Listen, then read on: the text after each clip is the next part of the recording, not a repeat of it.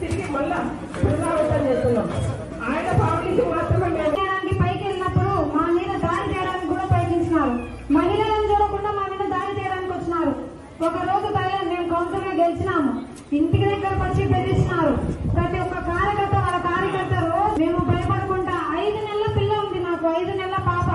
దానిని నేను వేసుకొని వాళ్ళు వచ్చినప్పుడల్లా ఈ సందులో కాకుండా వేరే సందులలో ఉండి నేను తప్పించుకొని తిరిగినాను. అంత అనుభవించినాం వాళ్ళ గుండా మేము.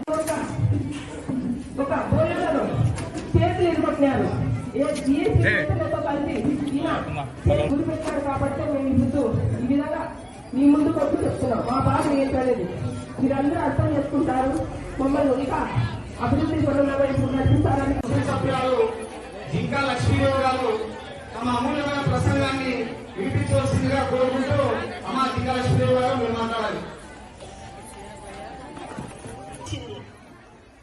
రక్తం పంచుకు పుట్టుకుపోయినా మనమంతా అక్క చెల్లెలు లాంటి వాళ్ళము.